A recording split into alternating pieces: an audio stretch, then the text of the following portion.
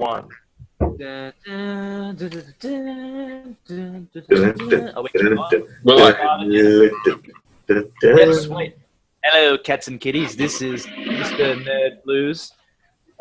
We're coming with you today with some classic news on the Everything Show. 315 on my hand right there. Anyway, guys, I'm here with Mr. Matrix Lord 212. What's up? I'm here with Mike. I banged your sister D. I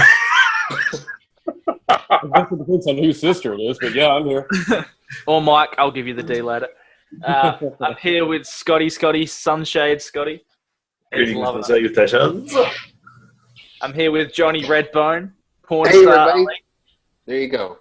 Johnny Redbone. Word. I'm here with the Galaxy Man Show, Mr. Jacob Nails. What up? Look at that hat. That is Indiana Jones, the Aussie version right there. Walk out. And I'm with the main It's man not a himself, snake. This is a snake. Mr. Star Trek, Mr. Daniel Bertazon. Hi. Yeah, Daniel. Daniel. Hi guys, what's going on? I've come with some very exciting news today. Star Wars Celebration was on the weekend. I bet you guys all heard about that. Obviously, the new trailer came out. Mike D had some differing cynical opinions compared to the rest of the crowd on that one, I heard. I got to be a little bit of a nonconformist asshole sometimes. Yeah, everyone's going to Still. stay a bit neutral until we see the finished product, I guess. But yeah, we got some news. Star Wars Rogue One, the upcoming anthology movie, which is called, the official title has been announced as Star Wars Anthology Rogue One. So that definitely separates it from the saga itself. There's some good news for you, Joe, so you don't have to worry about getting confused when you go to the cinemas if you're watching episode 8 or 9. Yeah. Well, Rogue One the plot's been officially confirmed as a bunch of rebels who go and steal the Death Star plans. Fantastic. Oh, A little teaser was revealed at Star Wars Celebration in Anaheim, and basically shows a foresty planet with a huge Death Star in the sky. And my guess is this planet is Alderaan. And it's basically George Lucas mostly had the whole idea for the whole movie. He wanted to do a movie on this. Well, yeah, the actual plot came from John Knoll, who's a visual effects supervisor at ILM. He apparently just walked in one day to Kathy and JJ and said, guys, the spin-off movie, I've got it. So that's something for you. But the movie's being directed by Gareth Edwards, who did Godzilla. If you guys like Godzilla, then you're in for a treat. Then Wasn't bad. So we've got Felicity Jones starring in this one. And it's coming out in December 17th, December 16th, 2016. But us in Australia get it on December 15th. So there's one for you. Also, I'm seeing Avengers Age of Ultron tomorrow night. Just thought you'd be interested. Lucky you. Yeah. Yeah, wait till the first premiere. Get my old Eaton 6. It'll be good. But also, Star Wars Battlefront's coming out, if you guys know about that. But That looks really good. let's get back to Rogue One. I've got a little bit of an exclusive scoop for you guys. It's come to my attention that the lead villain in Star Wars Rogue One is none other than Darth Vader himself.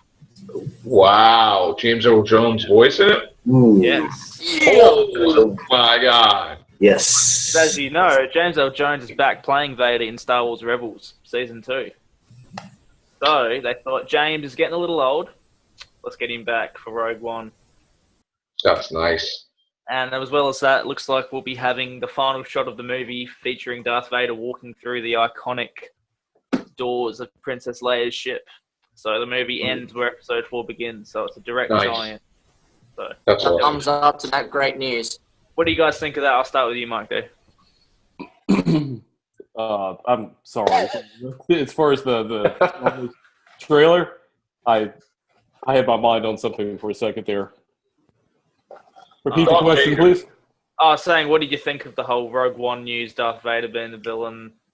Well, I mean, I'm not like the world's hugest Star Wars fan, but I mean, that's cool. Like, I'm happy for the fans of Star Wars that Vader, obviously, I think is one of the main reasons that the franchise was so successful. You had a really strong villain, and that's neat to have James Earl Jones come back and contribute to that character and all that stuff. But I mean, basically, like my my limit to what I deal with Star Wars is really just the original franchise. I'm not into like all these spinoffs and everything else, so just not a big thing for me. But I think it's cool.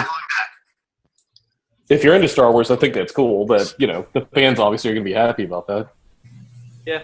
Well, as long as that villain's not the Spoon Man, then it looks like we've got a good movie ahead of us. Know what I'm saying, kids? Yep. Anyway. Scotty, what do you think of this news? That's what made the original franchise such a, like you said, such a good one. They kept with one person with three, unlike the trilogy, the prequel, where one had, we've got this dude. The second one, we've gotten this dude. And the final one, we've gotten this dude. And that's one reason why it was hard to follow. But if they're going to stick with Vader, then I'm all for it, and I'm loving to see it. So far, we've got 1 point up in Scotty's book. Let me just write that down. Scotty says yes, and the main man, Mikey D, says good Star Wars fan. There's a couple of notes in there. The next man is Mr. Jacob Males. Jacob, what do you think of this? Gosh. Yo, what up? Okay, for this news, I'm going to give it a great Aussie fantastic news, and thumbs up for the great news. He's loving it. That's awesome. That's a big thumbs up for Jacob. I'll pop that down in the notebook. Thumbs up. All right.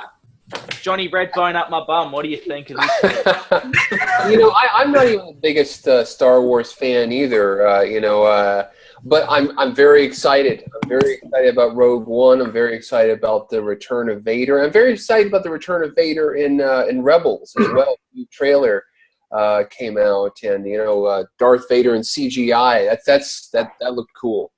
Based on the original Ralph McQuarrie designs, actually. Oh yeah. They've stayed a little true to the concept art, which they couldn't do because obviously no one's head's that narrow. If you've seen how narrow Vader's head is in Rebels, but I am enjoying Rebels. That's a side note. But anyway, on to the next man himself, Daniel. What do you think of the Star Wars Rogue One news? Daniel. Nah, he's off watching Star Trek. Joe, what did you think of the news? I friggin' am so excited, one, that it's going to be standalone. It's going to be, the Death Star plans. Yeah. Well, I'm excited about that, but the news of Darth Vader being the main villain, that's 10 out of 10 automatically. I know I'm going to love it just by the fact that he's in there. I can't tell you how long it was going from Return of the Jedi to all the way the prequels, and then we knew it was coming, that it was going to become Darth Vader, and then we only had barely saw it, like seconds, minute, not even, and I felt like robbed. I mean, as a fan, I would have wanted to see him in the movie as Darth Vader for at least a half hour or more. It's an absolute waste, isn't it? I guess you've got James L. Jones now, who's in his late 80s, and it's like, the guy is not getting any younger. So if you're going to do Darth Vader, why not do it when you're trying to reintroduce Star Wars to the audience? Why not give him a kick-ass Darth Vader movie the year after Force Awakens? Because we know in the sequels we can't see Darth Vader besides his cracked mask or anything. So if you had a Darth Vader movie, it would be the #1 movie of all time, easy, without question. And you could probably do a trilogy out of it. You could start it off at the end of the Revenge of the Sith and have him wipe out every Jedi there is, leading into Star Wars. So, no. Yeah, and I mean, just picture that he wipes out every single Jedi there is. Is he alive? Yeah. I know. So to me, he was my favorite villain. Period. And I know I'm going to enjoy it. I know I'm going to love it. There's no way I could hate it. I think it's going to be the greatest movie ever. James Earl Jones. I think they should do Darth Vader movies with James Earl Jones. I think they should still get the Emperor back, too, for certain things. I think, I'm leaving it there, but I think you'll be seeing the Emperor if you're seeing Vader. In the style of Empire Strikes Back, where it's... Yeah.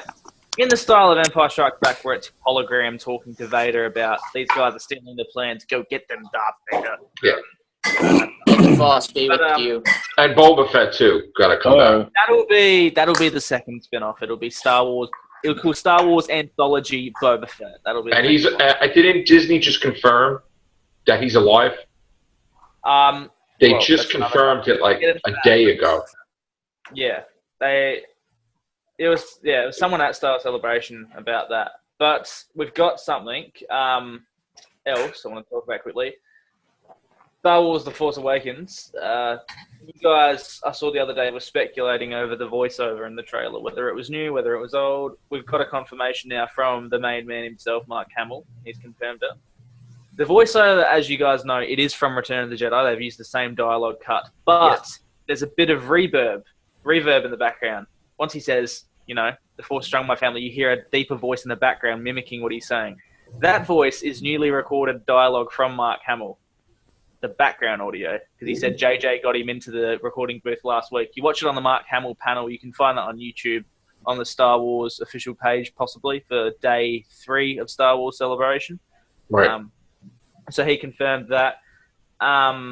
Also, if you have a close look at the trailer, I've got a few little things, little tidbits for you.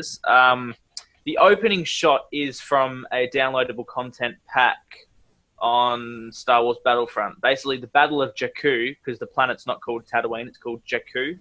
They confirmed that also at the celebration. The battle took place 1 year after Return of the Jedi, and that battle is going to be playable in Star Wars Battlefront, which comes out. Because basically, as you guys know now, Star Wars is all one canon. They've eradicated levels of canon. Everything that comes out from now on is a part of the one cohesive canon. So the same thing with Battlefront. That's going to be canon as well. So basically, from what I've been hearing, the Millennium Falcon is on Jakku. That's why Han and Chewie get back there and say, we're home or whatever. And that's been there since the battle. And the reason there's a new dish is because the character of Rey, played by Daisy Ridley, she's a scavenger and she's repaired the Millennium Falcon whilst being on Jakku. And at the same time, her character is also the rumoured daughter of Han Solo and Princess Leia, which makes a lot of sense. And from the voiceover in the trailer, it seems as Luke Skywalker's talking to her, because if it was Luke's kid, it would have gone, my father has it, my sister have it, I have it, and now you, as in my daughter, have it. But because he says I have it, and then my sister has it, and then you, it sounds like my sister and you, as in my sister's daughter, have it. Correct. Why does he say his sister's last, and then it was, and you have it because my sister has it, who is, your That mum. makes sense. Yeah. Because they would have obviously had Luke saying, I have it last, if it was But his didn't kid. Han Solo and Leia have a boy and a girl? Well, we don't. That's in the expanded universe, which is no longer canon. So that's different. But if anybody is going to be the daughter of Han and Leia, it's Adam Driver, a.k.a. Kylo Ren, who deferred to the dark side and became the Sith. So that's the big rumor. And I think it's possible because Adam Driver's 34 years old. This movie's set exactly 35 years after Return of the Jedi, so it makes perfect sense. Wait, 35 or 30? Well, in this movie's 35 years after Star Wars. When they released a cast photo from the read-through last year, it said 35 years after in the StarWars.com description. Right. So I guess that's fact. But the hand that gives the saber in the trailer when he says, my sister has it, that's an alien creature, because if you pause the frame, there's a big red monsterish face on the right side of the person passing it. So that character is being labelled as Rose, and they're played by Lupita Nyong'o, who is in 12 Years a Slave. She won the Oscar for that. That's her character. And if you look at the hand receiving the saber, there's a long ring. So it looks like Leia's wedding ring, so it looks like it is Leia receiving Anakin's original lightsaber, which is confirmed as Anakin and Luke's original lightsaber that got cut off and thrown down that port at Bespin in episode 5. That's all confirmed. It's what's been found. Yeah. But the thing is, the hand touching R2, I'm guaranteed that's Luke. There's no way you can say that's not Luke. But about the white sleeve, though, which a lot of people are speculating, the funny thing is Han Solo wears long white sleeve shirts. So maybe Han Solo got a robotic hand and is touching R2 now. Is there any confirmation that Chewbacca has an artificial arm or hand? No, that's not true. This is funny. I did a lot of researching. If you go and watch DC Barnes, winner of Star Wars Force for Change, which was the charity that this guy won and he got to be an extra in the movie, if you go and watch that video, you can see them shooting a scene from the movie, which is on the forest type planet that we saw in the trailer. And this is where the rumored castle of the Empire is, who are no longer called the Empire. They are now called the First Order. That's the Empire's new name. And the Rebellion of the Resistance. They can't change around it. But what is the reasoning behind that, actually? Well, they're just called First Order. We don't know what they're the First Order of. Are they the First Order of the Sith? You know, are they the Sith army? They're the soldiers of the Sith now. It could make a lot of sense. Obviously, we know the Chrome Troopers, played by Gwendolyn Christie from Game of Thrones, who plays Brienne of Tarth. Mm. And they're the rumoured main villain of the movie, because Kylo Ren will be the Sith Lord, who's the villain for the trilogy. Like Scott said, you know, the original trilogy had one main villain. But this Chrome Trooper, who's Gwendolyn Christie, is rumoured to be the main villain of this movie, who goes after Han and Finn and Rey and Chewie and BB-8. So he's like the Boba Fett character? Well, yeah, she kind of is, like, from Empire. And she'll probably bite the dust at the end of this one. But Kylo will stay alive. The one thing with all the rumours, we know everything rumoured about the start of the movie. No one knows anything about anything on the start point. No, we don't know what is actually going to go on in the plot. We don't know what the final battle is. We don't know who fights who. All we know is the start, how it starts off in this small little village, which is what we saw in the trailer with Kylo Ren when he comes at the screen like that. You know that bit? Right. That's in a little village at the start of the movie where Poe Dameron, played by Oscar Isaac, is. And it's there where he's sent on a mission by Princess Leia and Max von Sydow's character, who's playing an old villager in the town. He gets killed by Kylo Ren, which is where you see Kylo slashing his saber, from what I've heard. And that's where you get the whole thing going on with Poe kind of takes BB-8, which has the lightsaber inside of it. He takes BB-8 to go find Luke Skywalker. Princess Leia tells him to go find Luke. But that's where he gets captured by the Empire, and that's where the whole thing goes on, where Finn realizes he doesn't want to be a stormtrooper, and then he takes the TIE fighter and starts blowing everything up and escapes down to Jakku. So these stormtroopers are not clones, right? No. The original trilogy stormtroopers weren't clones. Right. Because if you tell, they've all got different voices. The thing that, if you watch Rebels, Star Wars Rebels, which is official canon, they explain it. The clones started aging too rapidly, because you know the clones all age rapidly in Attack of the Clones. That's how they raised so many clones so quickly. Right. But they also age past, their natural age quicker. So they're all old men, by the time they're 5 years old. So they had to start getting rid of them all, because they destroyed the clone factory. The Empire decommissioned the clone factory just after Revenge of the Sith. And that's where they started training, people from... Because the Empire are the rulers of the galaxy. And if your ruler of your galaxy comes up to you and says, we're drafting you into service to come fight for us, of course you're going to have to do that. It's like World War II. So that's why there's so many stormtroopers. And it's also 20 years later, so you could train a pretty big army in 20 years.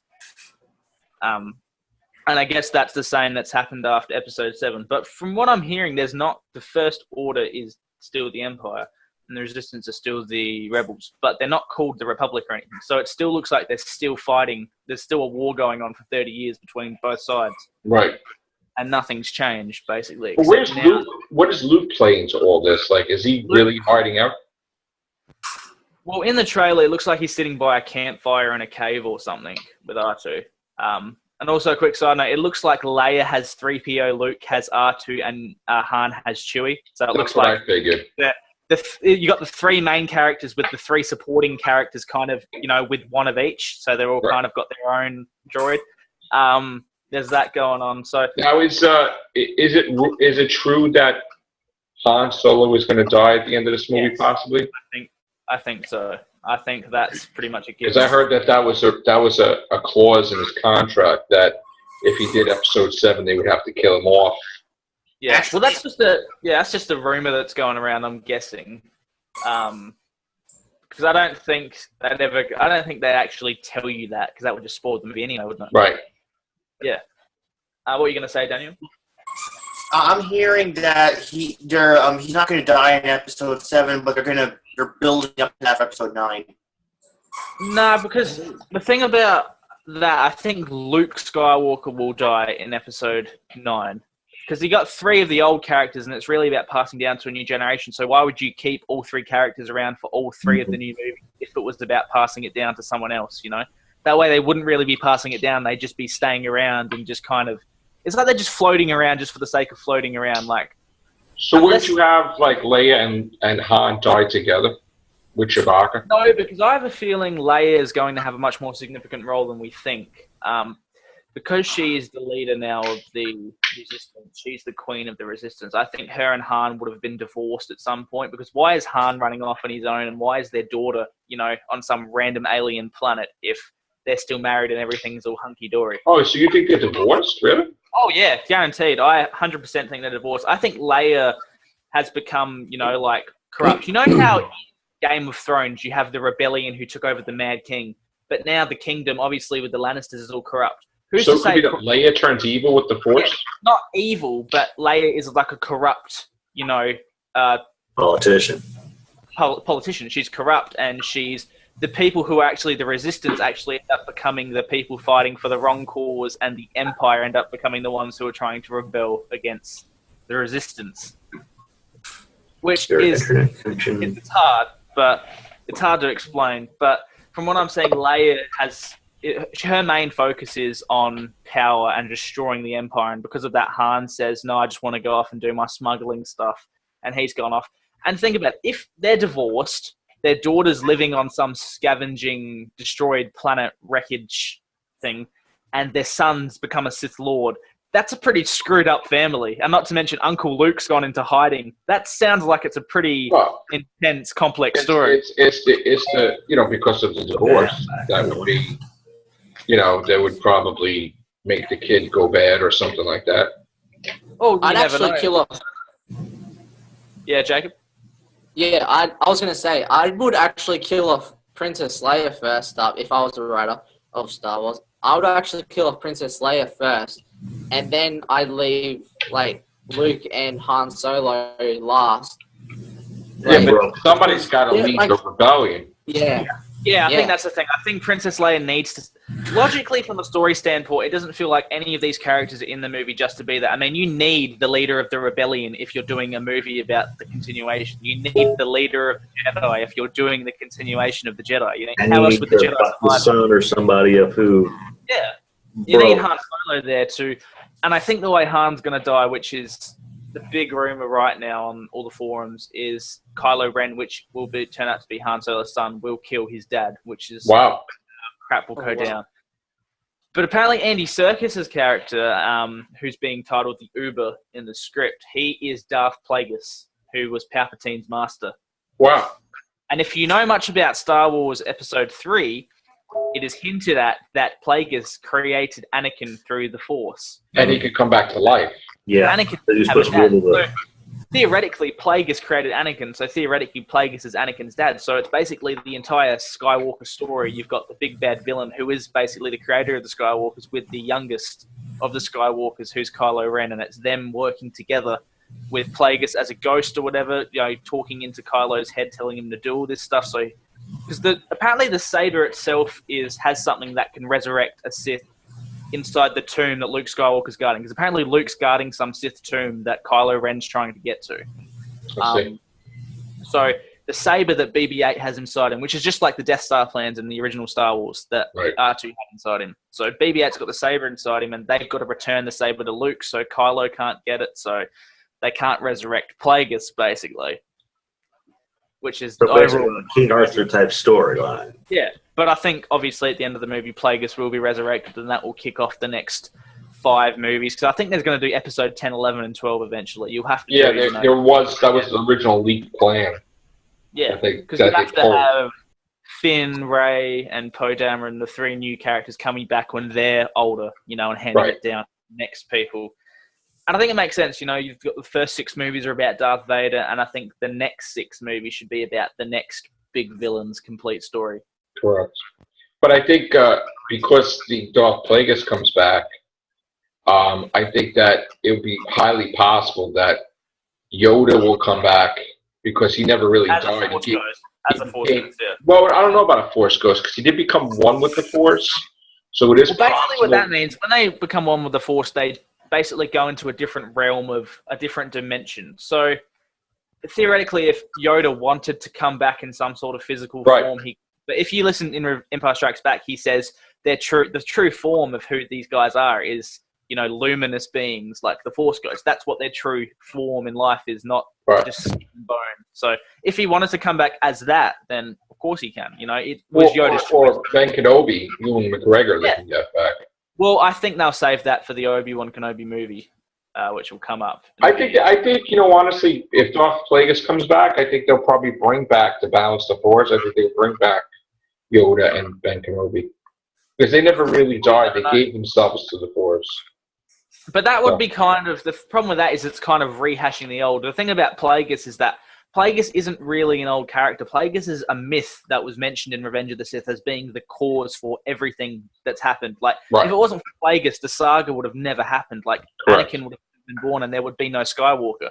Right. So I think by bringing back this myth of this ultimate power in the universe, you're automatically saying, now, we've got past the Emperor, now let's get on to the big bad villain who's basically the big master. And let's someone bigger than the Emperor, the next level, basically. Because you can't do the next 3 movies and have it a step down from the Emperor. You have to go the next step above that, which I think is what they're but we're going to have to find out. I think we're going to have to wait till July Comic-Con before we see the full trailer. But this trailer has just come out now. It's made trailer history. It's the most watched trailer in the shortest amount of time ever. I gotta say, I friggin' loved the trailer so friggin' much. I must have watched it that day. I don't know how many times. I went crazy. Just like, I'm so happy to see this return. Like, I'm like a little kid again. The thing is, it's different. It's like, there's a lot of trailers that come out. You see the Avengers trailer, you see Batman v Superman, and you're like, oh, that looks awesome. But the thing with Star Wars, it actually resonates emotion with you and actually go, now that is something that's going to be because it's a classical movie. It's on a different level. It could have sucked. It could have been like the prequels and whatnot. But the fact that the scene officially in the hangar with all the stormtroopers flying and everything bouncing, that's all practical effects, except obviously for the blaster, the green light flashing. All the explosions in the trailer, it's all real, And that's to further back up what you're saying, Hayden. That's why I said that there's a large degree of nostalgia involved. That's why people are projecting their own nostalgia into that. I'm looking forward to seeing the movie. Just to kind of elaborate more on that. I didn't think it was going to suck or anything. I just like I said, I'm not a huge Star Wars fan. I mean, I grew up. You just didn't see why people were losing their minds over the trailer. Well, I mean, I saw it. I just thought it was a little silly. I mean, I thought I mean, it's. I'm glad that they're happy. I hope the movie is as good as they thought the trailer was, and I'm sure it'll be great. I mean, the more I hear about it, it sounds cool. I see people being very enthusiastic about it, but it's almost like my thing was I had to take a step back and kind of evaluate, because you just see a lot of people treating it like it's a religion, like it's some sort of rapturous sort of event. It's like, calm down, folks. It's a movie, Yeah.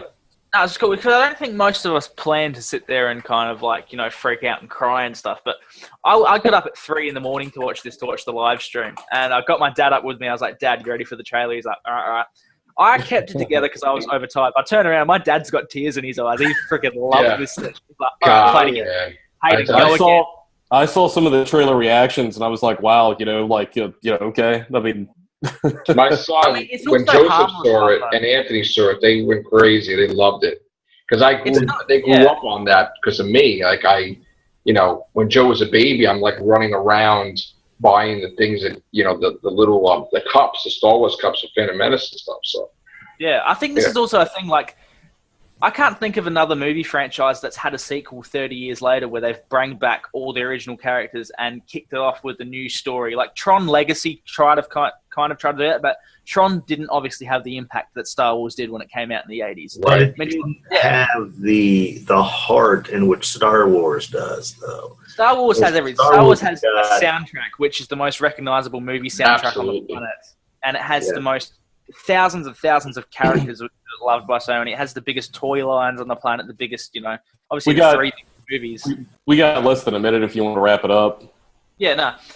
All right, guys. So the point is, Star Wars is coming back in a big way. We've got a few months to go. But you guys are all excited. Just some quick reactions. You're all yes. It's the greatest news ever, man. I'm very freaking excited. It should also be noted that this trailer has one of the biggest like compared to dislike ratios on YouTube. If you look at the dislikes, it's like 1/100th of the dislikes compared to, you know, like 300,000 likes compared to 1,700. It shouldn't be one dislike on that. That's ridiculous, but whatever.